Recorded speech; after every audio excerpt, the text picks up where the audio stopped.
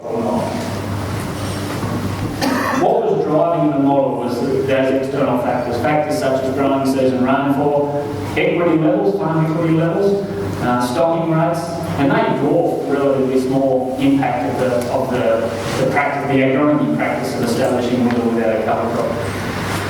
And what it also tells us is that farmers can be financially justified either way, whether they establish a pasture under a cover crop or not. So it's not to say that it doesn't matter, but what it is, well, it could be either way, just depending on the enterprise, depending on the situation. And this is why there's no, one answer fits all. You should be cover cropping or you shouldn't be cover cropping. So those experts back in the literature, they're actually wrong, and that's good, But what it says is that the key factors are likely to be enterprise or even paddock dependent. So it's the sort of decision that you might actually sow one paddock under a cover crop and the next paddock you might not sow under a cover crop.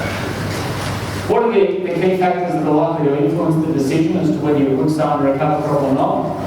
Well, obviously, crop and pasture yield, which is overwhelmingly driven by seasonal conditions, which you have a limited ability to predict. So that one's out there, and that's going to drive it. The things like grain value, if grain is worth a lot, you'll be more likely to be profitable growing a cover crop than if grain's not worth much at all. Conversely, livestock value, if livestock value are high, a failed pasture is probably going to cost you more. And then there's also the relative importance of cropping and grain in your particular enterprise as to how important avoiding a pasture establishment failure is going to be. Things like stocking rate, if you grow a better pasture, how efficiently are you going to be able to utilise that in your system?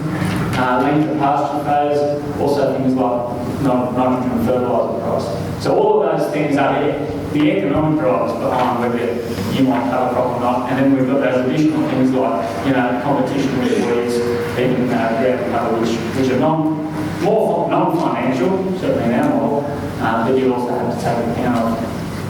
The last thing I wanted to talk about was pasture sowing rate. Now this is area target 2010, so it's a different trial, and this happens to be a year that's quite favourable, if you might remember. We've got two cover crop sowing rates here, the quarter rate and the half rate, and then we've also got two loosen sowing rates, 2 kilos and 4 kilos. And that loosen sowing rate is based on covered loosened seed. Now, looking at wheat density, loosened sowing rate had no effect on wheat density, but of course wheat sowing rate did, as we saw previously. No surprises there. Loosened density, wheat sowing rate had no impact on initial loosened density in this year, so this is different to what we found in that previous graph, and that has to do with the fact that this was a better year than that 2009, which had 235 millimetres of growing season rainfall. So in a wet year, it probably doesn't matter so much. But of course, doubling the sowing rate of loosen almost doubles the initial loosened density, so they're highly correlated to initial sowing rate, as you'd probably expect.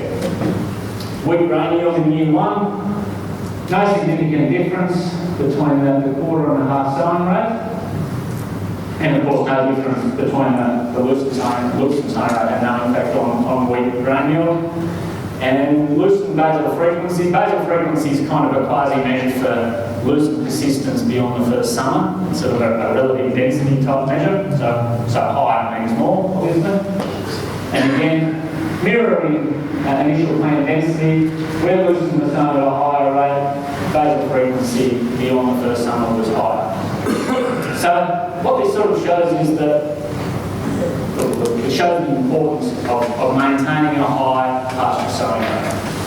Now, I just wanted to spend a few minutes talking about pre-coated pasture seed, because it's very easy for someone like me to stand up here and say, look, you should be doubling your loosened sowing rates in order to increase your loosened density, but of course that comes at a cost.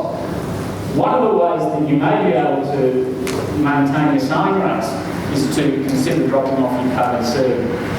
Coated seed adds weight to your seed, and so may actually, in effect, reduce your effective sowing rate. Now I had an experience earlier this year in a family-run grazing property down towards Croogle, and Dad's sowing in pasture, and he brings me up, he said, right, expert, show me, what should I be sowing? So I dutifully sent him back the list of cultivars that he should be sowing, and I just said to him, make sure you don't get coated legume seed. Yeah, no worries. So he goes and sends off the order, and then the seed arrives. He said, well, you come and have a look at this bloody seed. Right. So I went over and had a look at the seed, and this is actually a sample. And what I found is that most of the seed was right. This was avocado, we had the grass seed that was there, but we had this coated seed in the mix. Well, what's that? I don't know what that is. And anyway, it turns out that was coated phalaris seed. And I only said to him, make sure the legume seed's not coated. I didn't think anyone would coat phalaris seed. So, our fault, okay? So what I did, because this is what I do, I went home, I took a little sub-sample, I sat up with my 8-year-old son, a couple of pairs of tweezers, and we sorted the sub-sample just to see what we had. And this is actually a photo of a particular sub-sample. And that black cloth is actually his school tracksuit pants, which I grabbed off the clothes box while Mum wasn't cooking.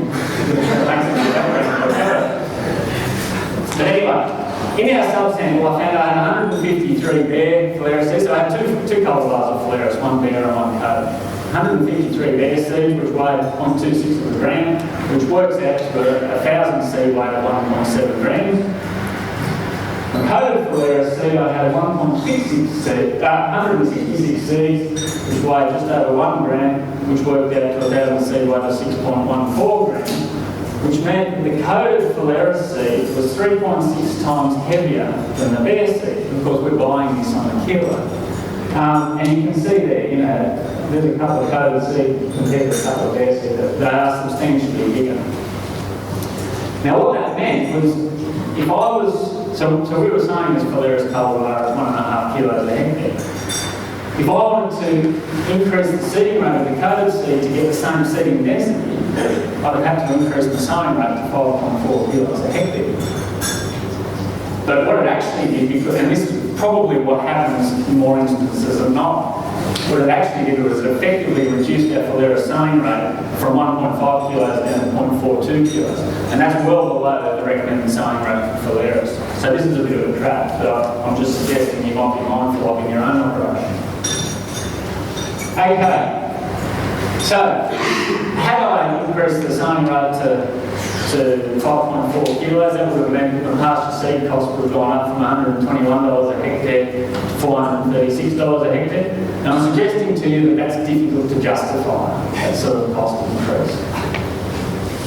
The disappointing thing about it is we're on acid soil country, and so we limed the paddock before we sowed it. We put 5 tonnes a hectare of lime on, and that cost us $53 a tonne landed. Most of the weight in this seed coat is lime. Okay, so I didn't need any lime because we'd already put 5 tonnes a hectare on. The lime on the seed coat is close to $15,000 a tonne. So my point there is that's an expensive way to buy lime. Okay? Alright, what do we know about pre-coated pasture seed? We know that it adds to the unit cost of seed. Okay, but we don't often know how much is there. There was nothing on the bag that said that this coated seed was 3.6 times heavier than the bare seed. So often as a farmer receiving a bag of seed, got in the middle of sowing, you're unaware. Okay, and that lack of awareness is the problem. We know the seed coats, forget about the phalaris thing because that's just ridiculous, but even with the legume seed where the seed coat has an inoculant in them, it has a very short shelf life. Okay, so for subclover, for example, coated subclover seed, you've got 6 weeks from the time of manufacture to the time it's coated in Melbourne or wherever it's coated to the time it gets sown in your paddock, you've got 6 weeks. So there's a lot of things that can go wrong in that very tight time frame. And my question is, well, what if you miss that time frame and what do you do with that seed afterwards? You can't really read after that. There's a lot of studies, a lot of independent studies that show that the survival of N-fixing bacteria is variable and often very poor in the seed coats. So particularly with legumes, it's not a particularly good way to be inoculating seed. So you'll often end up with, well, you're often at risk of suboptimal symbiosis, suboptimal N-fixation. So there's a risk there. And there's a lack of information about the other components of the seed case. So I've already highlighted that it's not a particularly cost-effective way to be liming a paddock. The same obviously about the insecticides as well, and whatever else is in the case.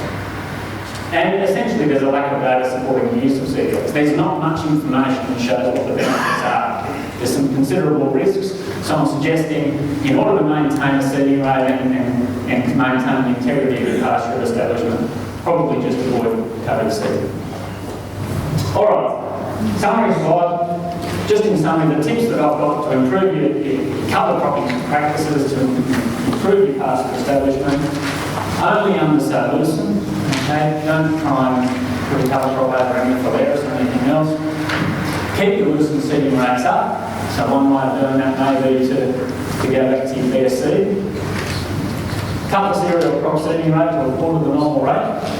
And consider the impacts of weeds on your enterprise as to how important that competition might be. Also consider using both approaches. People probably get into a bit of a habit, well, this is how I establish loosen, this is how I'll always do it. There might be situations where you establish it under a cover crop, there might be other situations where you don't. So just think about it and prepare to change according to the situation.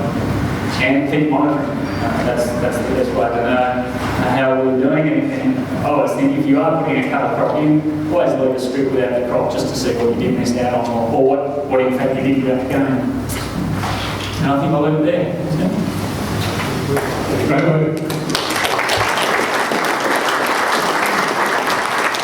Thanks, Ricky, for a great overview and an update on cover crops. Any questions for Ricky? Yes. Would you care to comment on how the viability, how far south you can go with subtropical grasses and their viability? The tropical grasses, so these are the C4